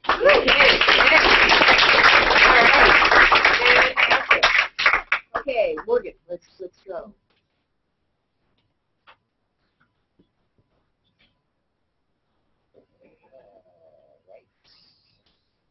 There. Cool. So I'm going to talk about a company I used to work for called Empower. And so what they do is they aim to transform the operations of development organizations. And they do that in part through technology, which is a very simple cell phone there. In theory, this is supposed to go.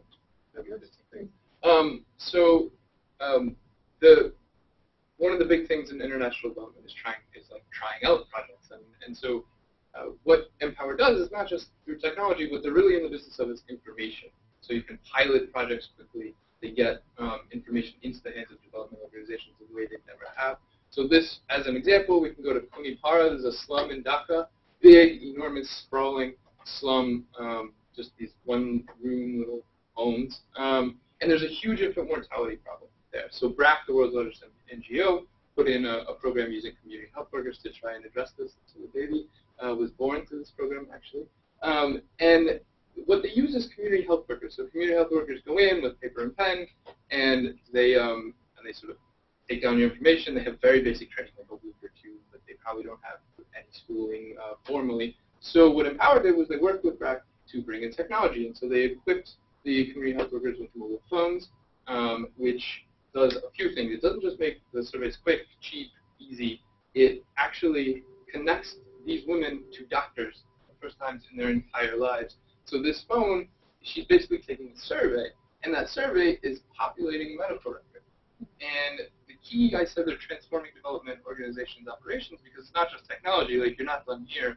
What you need to do is build partnerships with hospitals, so a doctor on his rounds takes an hour out to then go through these. So this woman, instead of having a community health worker come by with like a week's training and be like, you should do this, she's probably not going to listen to, has a community health worker being like, oh, the doctor says you should do this. So next time, I might run over time, so there's a picture of me with a handlebar mustache. So now the community health worker has advice from a doctor. So the doctor goes to the medical worker and says, blah, blah, blah, your blood pressure is high, you should take this, or you should come in, or take these vitamins. And the community health worker relays that to the woman. So it's a really fascinating thing for me to see that it's not just about the technology and the tools, it's about the actual processes. Right. And so now the challenge is, let's scale this up to city level, to a country level, which they're trying to do in a few countries in Africa, and then expand beyond healthcare.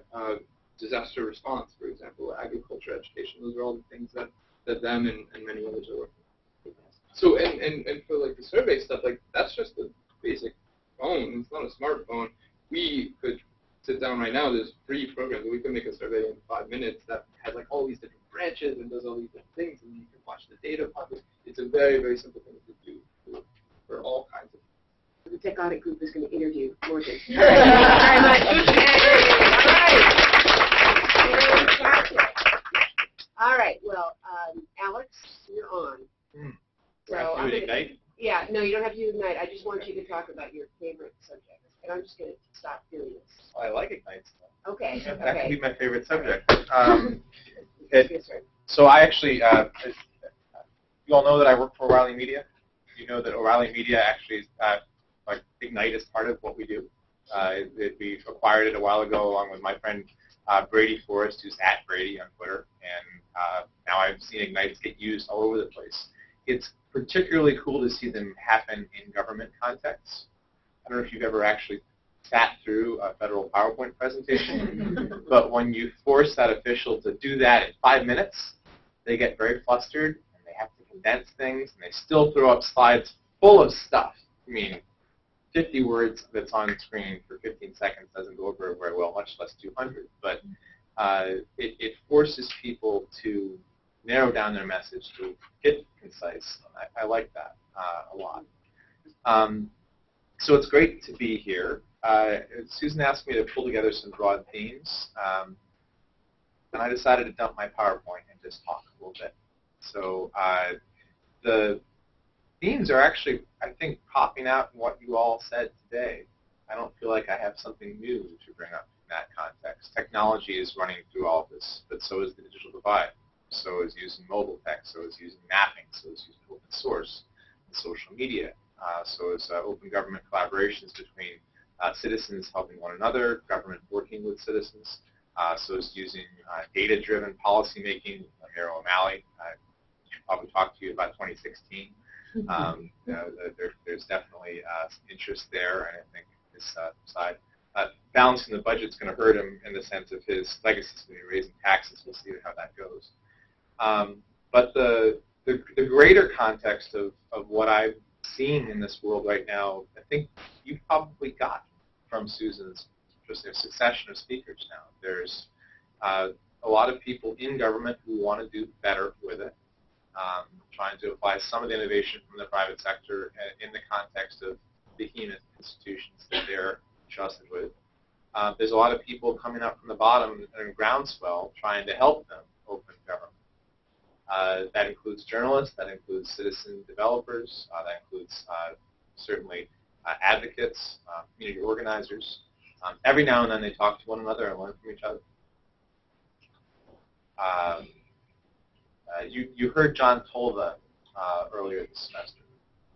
He said something to me that's pretty important in terms of the coverage and connections that I try to make, and that's that there's a lot of people coming at this from just different directions, but they're not listening as well to one another as they could.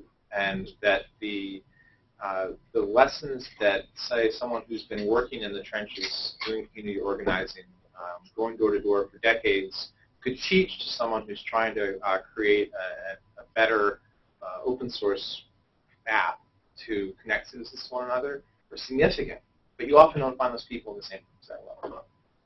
The good news is that through the auto magic of the internet, we're finding each other more and more. Through meetups, to listservs, to hashtags, through in-person meetups here and there. My hope is that some of the learning that is going on here in the classroom is being amplified. Some of the case studies that show where some things have worked will get adopted by other cities. And certainly, Nigel and Chris, you all are doing a good job with that. If you didn't see, I think, the impact that they had at South by, you missed out. That there was, I think, I actually moderated a discussion with Chris on it. I watched another one with you. And it opened some eyes, I think, to what Boston was trying to do with what's effectively a skunk works, right? By trying to externalize some of the risk. And that's one of the most difficult things to see in government, no matter where you are. It's not just government. It's big institutions. It's the journalism world. Taking risks is just that. It's very hard. If I show that I've got something wrong, I have to own it up. I have to own up to you all, or you can kind of keep that in your pocket. But the overall drift in this space right now, I think, is to talk about the impact of the internet upon government, upon society. I have a hard time not doing that because that's what I'm supposed to cover. But I think where I would leave it before we just open it up to talk would be that sometimes the analog solutions get lost. Which is to say the value of connecting neighbors to each other through simple signage. I was reminded of this because I'm working on a story that came out of all places, Kivu, East Kivu in Congo, and some people at the World Bank were working on this stuff. There's a fellow named Tiago Peixoto, who's an open government specialist at the World Bank. He's talking to us in our last class. He's at Participatory on Twitter. Yeah. And if you're a wonk, he's one of the purest feeds of research papers in this era you can get. He just basically tweets research all the time. Now he kind of feeds it into plus and tweets down from there.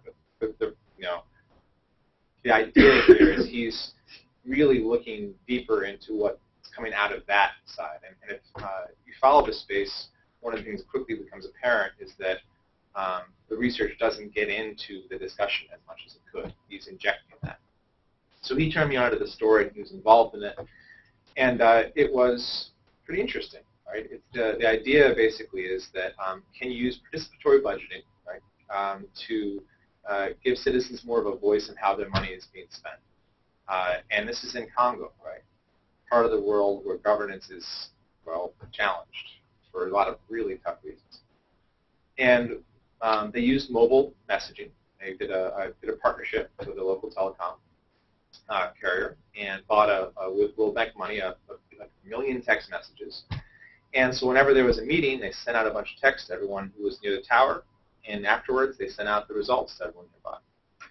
And one of the things that came out of that is people started paying more taxes because they saw how their money was being spent and they had more to save in. And what's one of the lessons from that, though, is that they want to find ways to dashboard the results. And they're looking at doing data murals, right? This idea of putting up chalkboards and then writing out what the allotments were and then updating them. So instead of a dashboard that uses HTML5 and cutting-edge open source technology and requires one of these, they're going to set up a board that just paints these numbers on. And that gives everyone in the community a look at what's being spent. And it's not so different from some of the social audits that I think are cropping up more and more in India.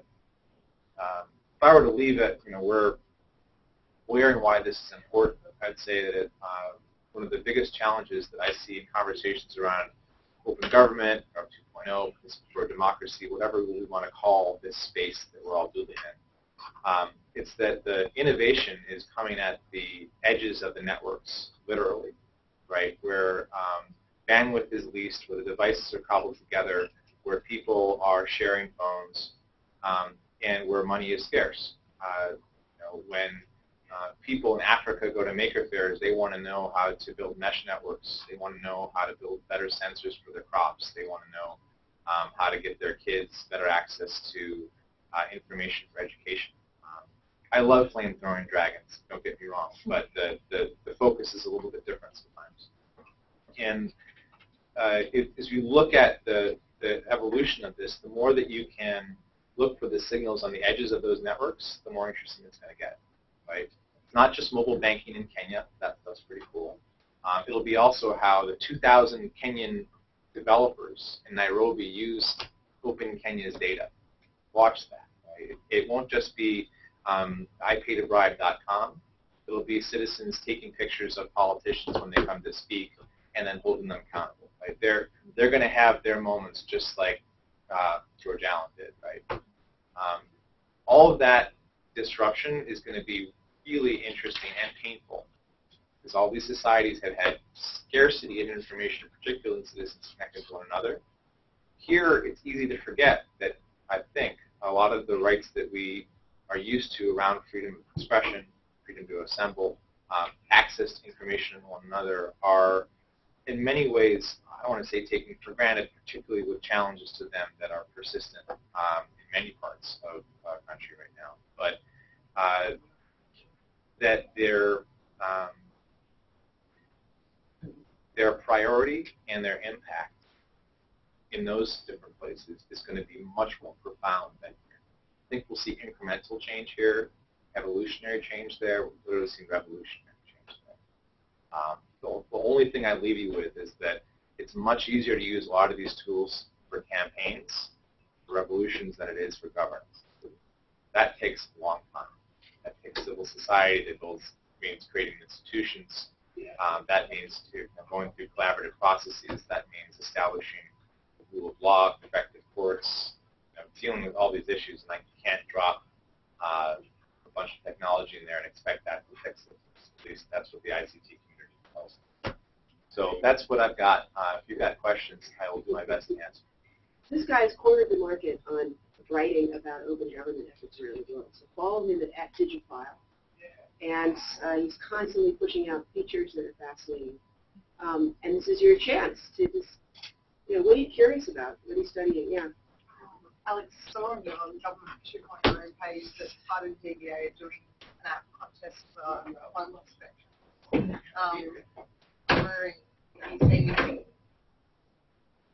We've seen a lot of transport and stuff, actually seeing stuff for disadvantaged communities similar to that. I was a bit disappointed by that because it's an app about providing information to veterans about services available to them. Feels a bit boring. Information. But, if there's anything exciting. I was, and then the internet's listening, so I'm just going to say this. I'm pretty disappointed in most of the government IT coverage out there. It's not often very good. I hope I can do a little bit better. I decided I'd cover this one on the Amtrak train yesterday because I had internet and I had the dial-in, and the press call was with John Bon Jovi, so I had to do that. And I didn't get to ask him a question, but that's all right. It's not quite that. Because look, I mean, he actually had to defend a question, and so did the HUD secretary. The first question out of the gate was, homeless people and smartphones? Basically, you guys are nuts. I mean, like, do they have smartphones and data plans? That seems a little bit weird. The idea is actually to give service providers or citizens an app that will let them help a homeless person. With information. Right. So what basically John Bon Jovi described the use case. He said someone came into the nonprofit, I think the soup kitchen he runs in New Jersey, and I believe he's the son of a Marine, so he's got a special spot for the ex-military, and said, you know, we realized over time this person didn't have a place to go, we didn't have a place to put them up, so we went online and we could find numbers to call, but we couldn't find bed availability, and we couldn't find information about services. So what they want is to collect together available data, tap into any existing databases. Some of this stuff is out there, so that a person on the street who sees a homeless vet can, in theory, be able to help them, but more specifically, someone who's working at a nonprofit or a shelter or any other place can use their use a web app or smartphone app, whatever it happens to be, preferentially both, right? To be able to access in real time what's available to help them and to connect them with services. Basically, to use the fact that they have connectivity to connect them.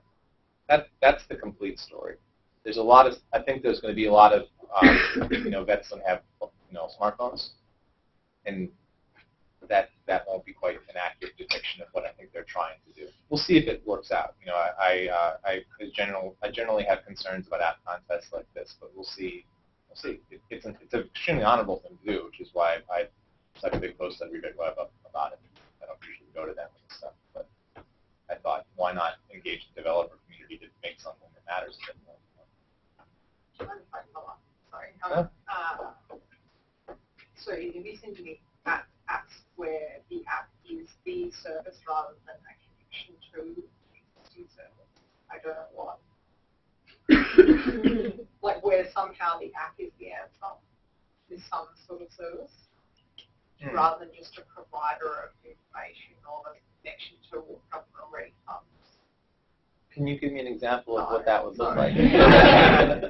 I don't think so off the top of my head. It doesn't mean that I haven't seen it. I'm just not identifying it. I suppose can you see a possibility for apps and partners being an information resource? That it does something? Like that? I mean, yeah, I don't know. I mean that. Yes. I mean yes. That absolutely are functional, right? I mean, the things that publish, that connect, that share. I mean, yeah. But it's meant to the developers' creativity. I mean, citizens connect citizens to each other, and you can report things. That's a thing. Yeah. Talk to us about the citizen brigade. The brigade. Talk to us about the brigade. The idea of the ecosystem where you're saying real energy. Well, we'll see if there's real energy in there or not. You know, Code for America. Has everyone heard of Code for America? Okay, so they have this challenge where they had something like 550 applicants for 24 spots. A lot of interest, but they can only take that many spots. So what they're trying to do is they've used some of the money that they received from a Google.org grant last December to hire someone new that's going to try to do what they're calling brigades. Basically, engage developers, other people in communities who applied to be in Code for America but didn't get in, to do stuff where they're living right now. So I think it's brigade.codeforamerica.org or codeforamerica.org/brigade. It's one of the. They might even go back and forth because they're smart like that. And essentially the idea is that there'll be a platform to help connect citizen coders to each other and share code, which is one of the key problems right now, is that often people walk into a hackathon and they'll say, I want to help, and they'll start hacking away on a problem that's been hacked on 5, 10, 20, 30 times before, as opposed to looking on GitHub, seeing what else is out there, understanding where the snippets might be and what people want or need, which is not necessarily the best use of someone who's really talented. Now, this isn't to say that you shouldn't or we shouldn't be, encouraging really talented people to have fun, right? That's where some of the most innovative stuff always comes from. When your people are tinkering, it's like, here's the data, here's a bunch of ideas, here's a designer, see what you can make. And sometimes interesting things happen, right? Jack Dorsey wanted to be able to track emergency vehicles, so he built something that did that. Turned out that was pretty cool, right? Mark Zuckerberg wanted to be able to connect people's Facebook profiles together, so he hacked that. That turned out to be pretty cool. There's a pretty good story with Steve Wozniak and homebrew computing, too. That's where the Apple first came out of. All this stuff came from people tinkering. That's quintessentially a Yankee thing. Here we are in Boston. So, I have a lot of respect for that. And I wouldn't want to take the fun out of hacking and tinkering, but at the same time, people shouldn't be duplicating work that they can avoid. More. One critique I've heard of coverage of technology is that a lot of times it stops at the like, ooh, shiny, look who's using technology, and doesn't get to the what does this mean? An example was like, look, campaigns are using YouTube as opposed to how is that changing the nature of a campaign? And I was wondering if you see any shifts towards something beyond ooh, shiny, and if not, how do we get there? Yes and no, right? To do what you're describing is hard, and it takes time, and it requires the person writing about it to talk to some more people, to make some more calls, to think about it some more, to do follow-ups. Most of the stuff that's out there in coverage now is someone's lucky enough to be employed full-time, they're being asked to write several posts a day, maybe more than that for the big tech blogs. And that doesn't lend itself to doing that kind of coverage. It lends itself to repurposing press releases, or getting on calls, or doing event coverage, or covering what other people have covered, because that's easier to do. Someone breaks a big story, you comment it, that gets you on the technique. And that's where the tech journalism culture is. There are places that are trying to do better. I think what Bob Cohn is building at The Atlantic is really impressive. You can see the work that Alexis Madrigal is doing in that space. They hired Megan Garber as well from Neiman. And I think both the two of them are setting a really good standard on that count. Tim Carmody over at Wired does a lot of that. GigaOM has terrific writers as well. People like Stacey Higginbottom or Matthew Ingram.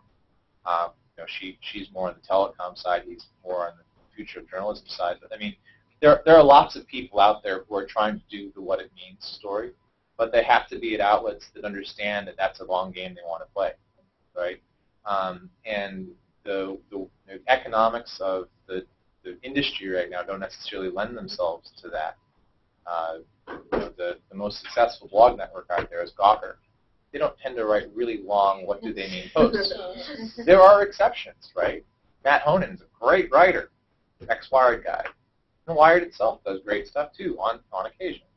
But there's always a consideration, right? Is this person who's doing something, writing something which is going to get X amount of traffic versus them doing 4, 5, 6 posts that could get that much? And if the business model is focused towards volume of traffic versus subscription model, for instance, then you have a different volume.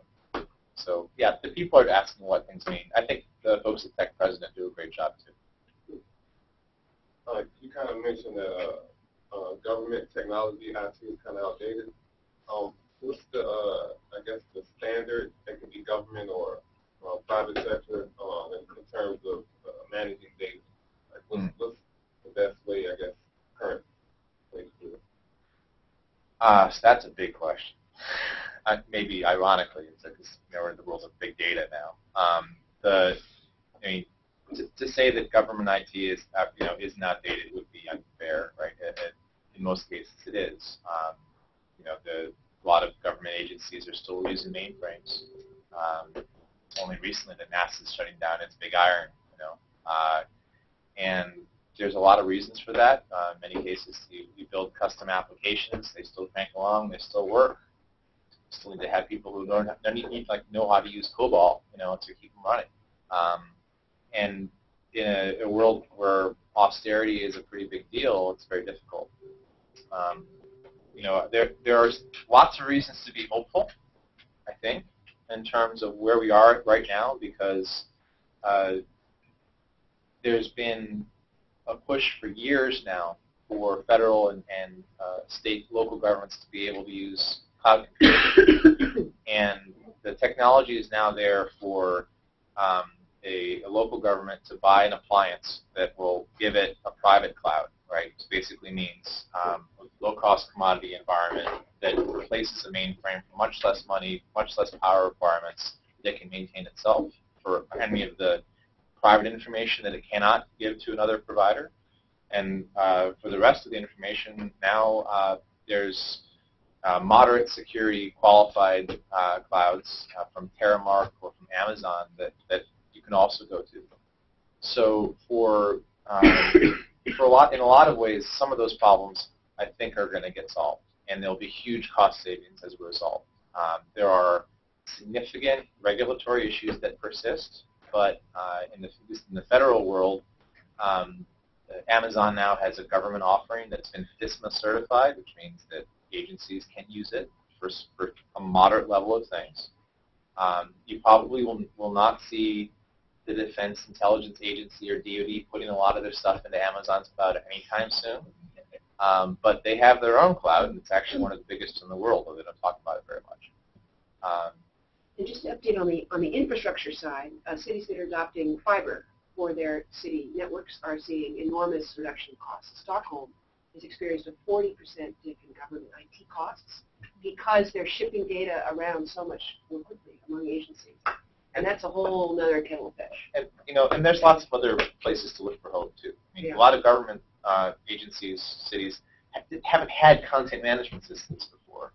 Right. And now they're adopting Drupal or WordPress, for instance, right? I mean, they need to have expertise to do that, but in many cases, once it's installed, the people who work at the agencies can actually spin up new sites or pages themselves.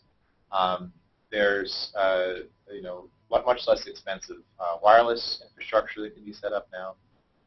There's dramatically improved communications using voice over IP that's much cheaper for collaboration, between places. And just today, the EPA announced that they're going to now approach a mobile-first development strategy, which basically means anytime they spin up a website, it's supposed to work on this first. So, Brittany, last question. Just wondering if you can share with us maybe some of the best examples of evidence of citizen engagement, being increased by open government. So I'm interested in whether, are there more people actually engaging in thinking about or interacting with government as far as bridging the relationship between regular people and government through this open data initiative, or is it a different kind of person, or is it the same people just using different technology? I'm just wondering if you have examples of evidence of that. Well, there's a couple things mixed in your question. Yeah, sorry. Yeah, this open data initiatives are not going to generally engage all of the population. Right. That's just not going to happen. If you want people to do stuff with that, you need them to be capable of doing it. That usually means people who have internet access and a computer and interest and capabilities, all that stuff together, and then extra time. Now, they exist, right? That's why civic hackers exist and apps do get built and services get built. The citizen engagement or democratic participation side, well, look at the swarm of angry comments on newspaper website moderation forums.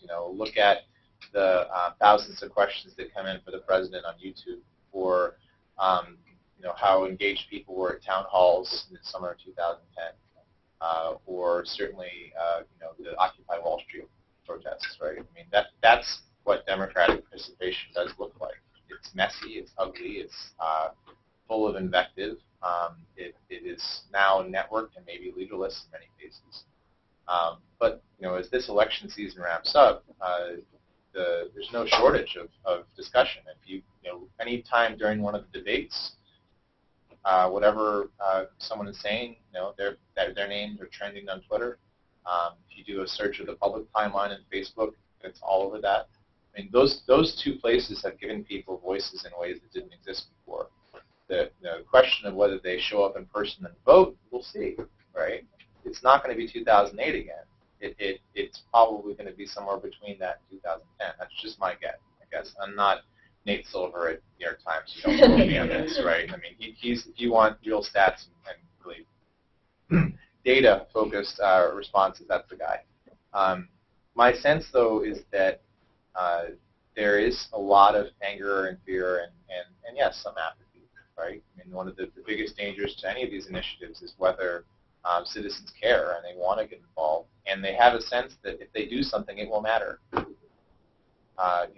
If the mayor asks you to give him feedback on the policy, you not only get an answer, but does it inform anything? If you see that everyone asked that this thing got done, and they did something else, chances are that you're going to come back and participate again and will not buy. That's just general. I do think that what we've seen on a global basis with people being active strongly suggests that people want their voices heard. That Tunisia report's a pretty good example of where that goes sometimes. And what's happening in Egypt right now is a good example of where that doesn't always work out as well, too. Okay, well, I know we thank Alex for coming, and thank you very much. I'm sure he's happy to hang around afterwards, but to talk to people, right? As long as they bought beer. Yeah, they bought beer, and I'll see you next week, and we'll just move forward. More prototypes, more people to talk to. Thank you all very much.